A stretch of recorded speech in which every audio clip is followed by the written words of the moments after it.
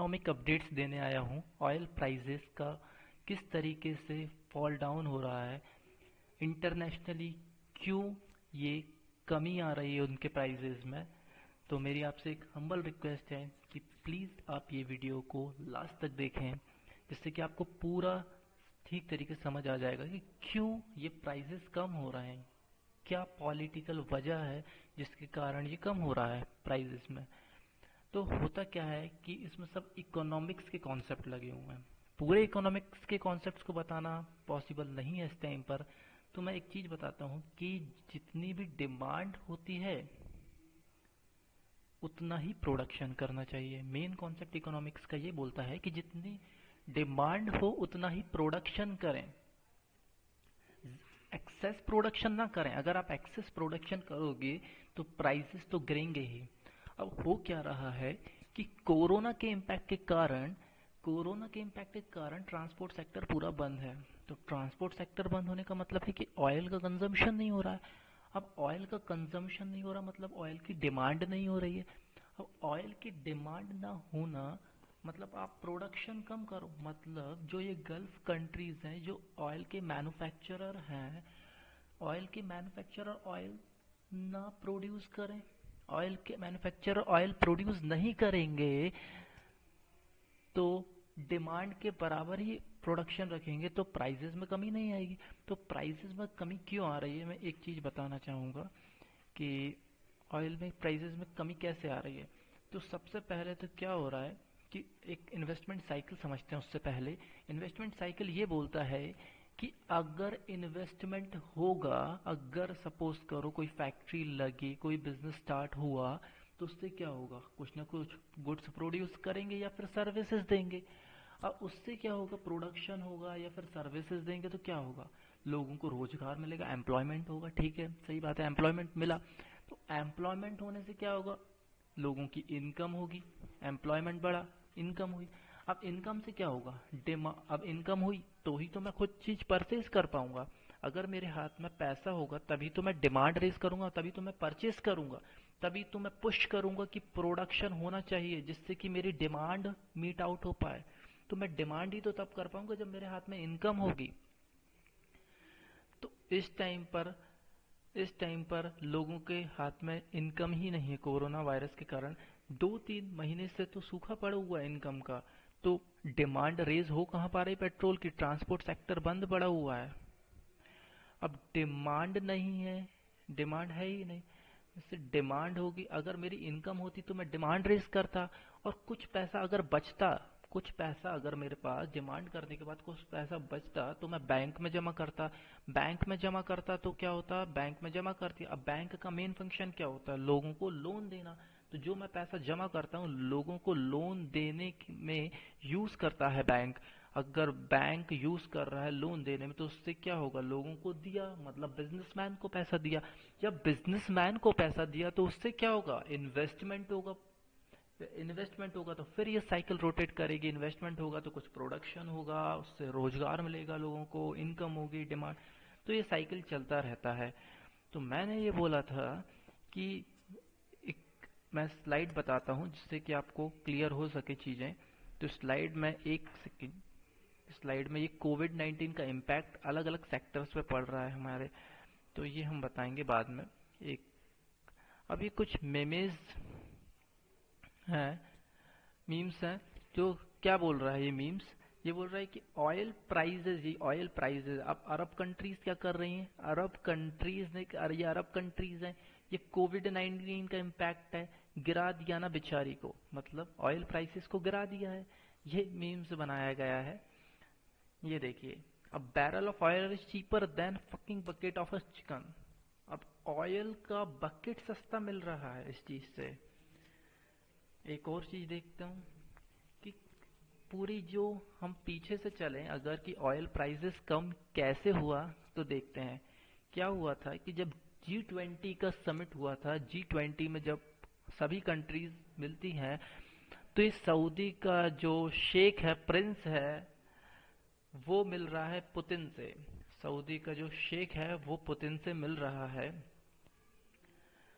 तो यहाँ पर ये देखिए हाई फाई कर रहा है, सोच रहा है ये दोस्त हैं, पर हुआ क्या, पीछे से कौन दे डिस्टर्बेंस। तो ये क्या हो रहा है कि इसमें जो सऊदी का शेख है और ये पुतिन जो रशिया के हैं, ये आपस में दोस्त बन गए थे, पर पीछे से ये दुश्मन खड़ा था इनका, डोनाल्ड ट्रंप।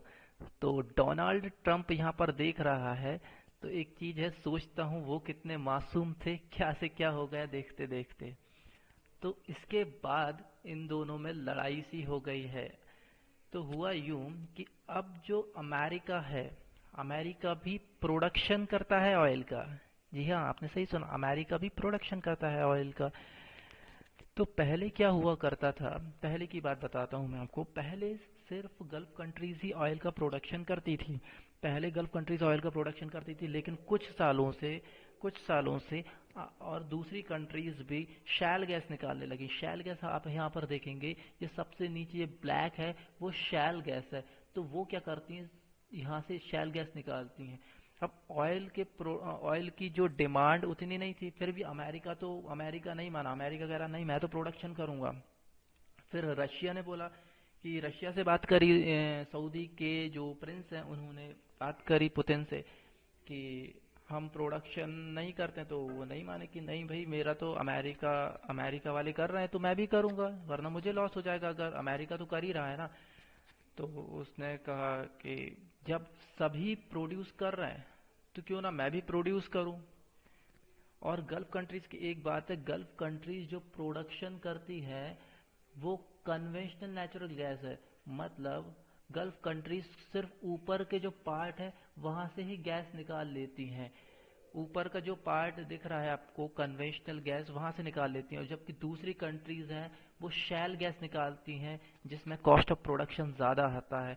जबकि गल्फ कंट्रीज का कॉस्ट ऑफ प्रोडक्शन जो ऑयल निकालने का है वो कम आता है।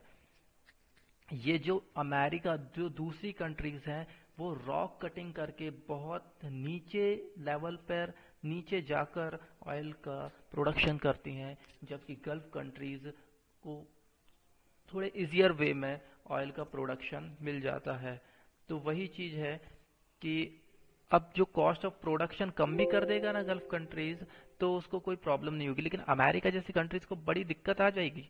तो वही चीज है, सऊदी के प्रिंस ने बोला कि नहीं, मैं प्रोडक्शन को, आपने न्यूज़ सुनी होगी कि गल्फ के जो सऊदी के जो प्रिंस हैं, उन्होंने बोला था कि हम प्रोडक्शन को कम नहीं करेंगे, हम 20% से प्रोडक्शन को बढ़ा देंगे। तो यही वजह है कि जब प्रोडक्शन बहुत ज़्यादा है और डिमांड नहीं है, तो प्राइसेस तो सडनली फॉल करना था ही।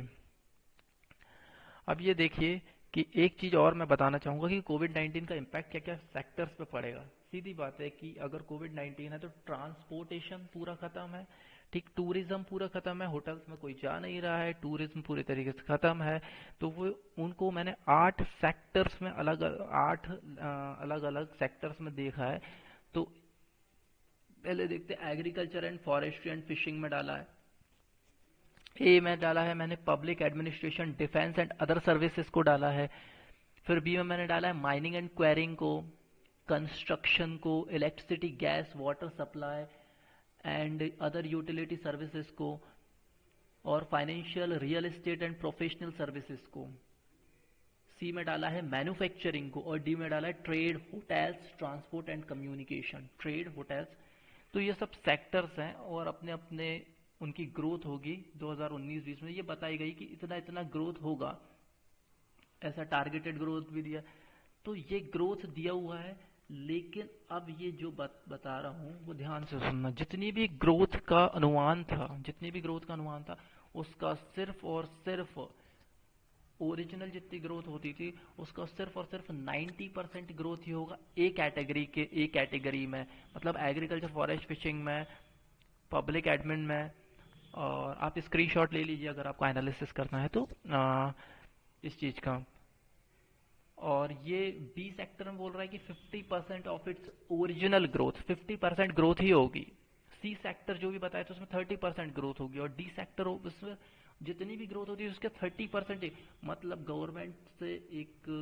गवर्नमेंट ये चीज ध्यान देना चाहिए कि इतना ही ग्रोथ, ओरिजिनल का इतना ही ग्रोथ होगा। एनालिसिस देखें तो ये बी, सी और डी सेक्टर्स पे गवर्नमेंट ज्यादा ध्यान दे, जिससे कि उनको बचाया जा सके। तो एक बार सम अप कर लेते हैं क्या बताया है पूरे में। तो सबसे पहले मैंने बताया था कि सबसे पहले तो इन्वेस्ट करते हैं। तो देखते हैं हमने वीडियो में आज क्या सीखा। सबसे पहले मैंने बताया था इन्वेस्टमेंट साइकिल क्या होता है। इन्वेस्टमेंट साइकिल में मैंने ये बताया था कि वैसे तो हमारा डिमांड जितना होना चाहिए उतना ही प्रोडक्शन होना चाहिए। जितना डिमांड हो उतना ही प्रोडक्शन हो। अगर ऐसा नहीं होगा, अगर डिमांड ज़्यादा होगी और प्रोडक्शन कम होगा तो प्राइसेस ज़्यादा होंगे, इन्फ्लेशन होगा। और अगर डिमांड कम है, प्रोडक्शन बहुत ज़्यादा है, तो क्या होगा? प्रोडक्शन बहुत ज़्यादा, डिमांड है नहीं, तो कंजम्पशन ज़्यादा। उसके लिए क्या करेंगे? प्राइसेस हो जाएंगी बहुत ही कम, प्राइसेस बहुत बुरी तरीके से गिरेंगे। वही केस हो रहा है पेट्रोल के साथ। प्रोडक्शन बहुत ज़्यादा हो रहा है, अमेरिका मान नहीं रहा है कि प्रोडक्शन कम करे, रशिया भी नहीं मान रहा है, तो फिर सऊदी अरब को भी मजबूरी में प्रोडक्शन ज़्यादा करना पड़ रहा है। वो बलि का बकरा ना बन जाए अगर प्रोडक्शन कम करे तो इन्वेस्टमेंट साइकिल बताया था। इन्वेस्टमेंट साइकिल, इन्वेस्टमेंट होगा तो प्रोडक्शन होगा। इन्वेस्टमेंट हुआ, सही बात है, तो प्रोडक्शन होगा। अब प्रोडक्शन होगा तो क्या होगा? रोजगार मिलेगा। रोजगार किसी को मिला तो उससे क्या होगा? इनकम होगा। अगर इनकम होती है तो मैं क्या करूंगा? चीजों को खरीदूंगा। ऊपर लेके पैसा नहीं जाऊंगा, मैं चीजों को खरीदूंगा, लग्जरी लाइफ स्टाइल रहेगा मेरा। डिमांड रेज होगा, डिमांड रेज होगा और कुछ पैसा मैं फ्यूचर के लिए बचा के रखूंगा, मतलब बैंक में सेविंग्स कर दूंगा। और बैंक क्या करेगा? बैंक उस पैसे को लोन दे देगा अलग अलग लोगों को, बिजनेस के लिए या किसी भी चीज के लिए। उससे क्या होगा? निवेश होगा, इन्वेस्टमेंट होगा, फिर प्रोडक्शन होगा, एम्प्लॉयमेंट। ये साइकिल चलता रहेगा। फिर आगे हमने देखा था कि कोविड 19 का इम्पैक्ट क्या क्या हो रहा है। कोविड 19 का इम्पैक्ट ये हो रहा है कि ना तो ट्रांसपोर्ट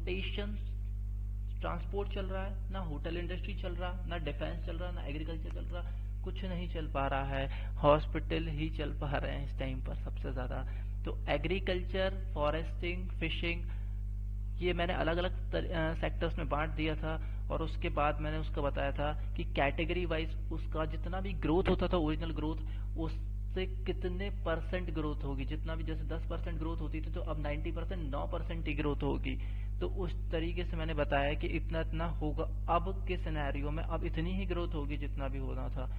ये बताया है कि कोविड 19 और अरब कंट्रीज भी नहीं मान रही है। उनने भी बोल दिया मैं 20% से प्रोडक्शन बढ़ा दूंगा, अरब कंट्रीज ने बोल दिया है। तो अब क्या हो रहा है उससे कि ऑयल का प्राइसेस सडनली फॉल डाउन हो गया है। भाई ऑयल के प्राइसेस ये देखिए आप, ऑयल के प्राइस और केएफसी। फिर ये दोनों में दोस्ती थी बहुत गजब की, लेकिन पीछे से कौन देख रहा था? Donald Trump. डोनाल्ड ट्रंप की नजर थी कि हाँ बर्बाद कर दूंगा तुम्हारी दोस्ती को। फिर मैंने बताया था कि प्रोडक्शन जो पेट्रोल का होता है वो शैल गैस के थ्रू निकालते हैं। नॉन गल्फ कंट्रीज, मतलब अमेरिका जैसी कंट्रीज ज्यादा कॉस्ट पे निकालती हैं। यहाँ से पेट्रोल निकालना डिफिकल्ट है, शैल गैस। और जो बाकी गल्फ कंट्रीज हैं वो कन्वेंशनल नेचुरल गैस निकालती है। यहाँ से ये देखिए मीथेन निकलता है, यहाँ से सोर गैस और टाइट गैस निकलती। तो बस डिफरेंस ये है कि गल्फ कंट्रीज और नॉन गल्फ कंट्रीज में, gulf countries conventional natural gas निकालती हैं, उसके फायदे क्या होते हैं कि कॉस्ट कम लगती है। वहीं हमारी दूसरी कंट्रीज को कॉस्ट ज्यादा लगेगी क्योंकि वो शैल गैस निकाल रहे हैं, नीचे से निकाल रहे हैं, जिसका प्रोसेसिंग कॉस्ट ज्यादा लग रहा है। तो अब जब अमेरिका से जैसा देश जिसको कॉस्ट ज्यादा लग रहा है वो निकालने को तैयार है, वो कम करने को तैयार नहीं है, तो फिर गल्फ कंट्रीज जो कि कॉस्ट जिनकी कम लग रही है वो क्यों ना प्रोडक्शन करें, भले ही डिमांड ना हो, प्रोडक्शन क्यों ना करें। अब उससे होगा क्या कि सपोज करिए आप, अगर अमेरिका को कॉस्ट लग रहा है $25 पर बैरल लग रहा है कॉस्ट, और अगर वो $22 पर बैरल में बेच देंगे तो उनको $3 का लॉस हो जाएगा। वहीं अगर गल्फ कंट्रीज $20 पर बैरल की उनकी कॉस्ट आती है, अगर वो $22 पर बैरल में बेचते हैं तो उन्हें तो $2 का फायदा ही होगा ना। तो वही चीज है। उम्मीद करता हूँ आपको बात समझ में आई होगी। I hope you enjoyed the session. इसे ज्यादा से ज्यादा शेयर कीजिए। Thank you so much.